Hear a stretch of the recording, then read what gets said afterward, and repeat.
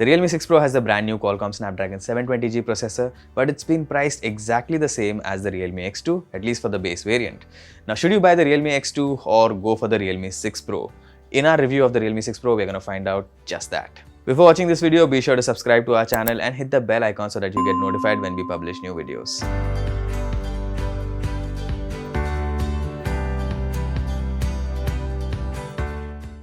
With every new model, Realme changes the design of the back, and for the 6 Pro, we now have a funky lightning inspired design.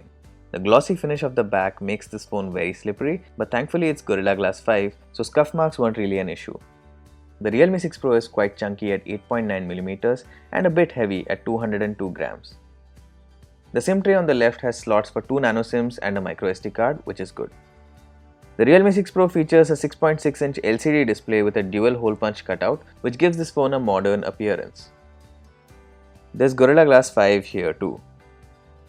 The 90Hz refresh rate makes usage feel smooth, and the good thing is that there's an auto option, which means it automatically scales down to 60Hz to conserve power if an app cannot benefit from a higher refresh rate.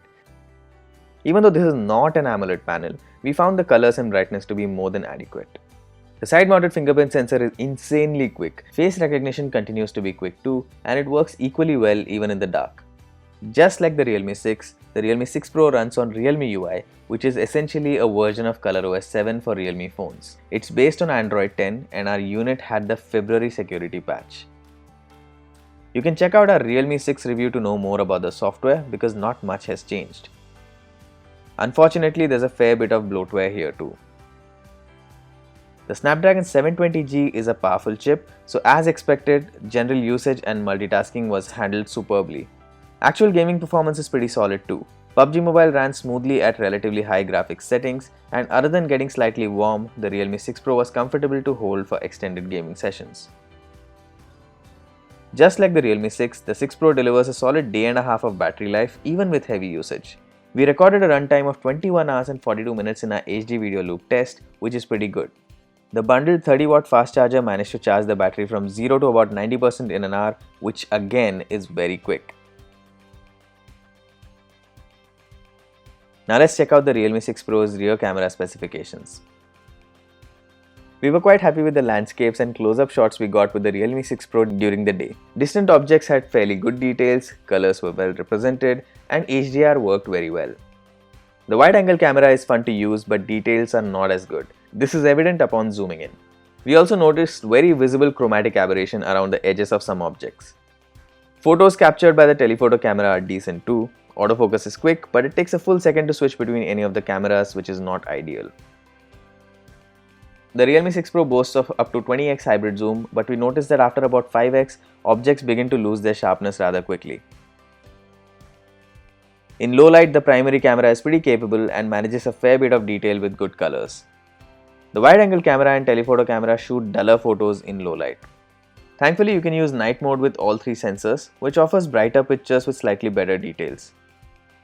We found close-ups taken in low light a bit of a hit or miss, as the 6 Pro can mess up colors quite a lot. Now let's take a look at front camera specs for this smartphone.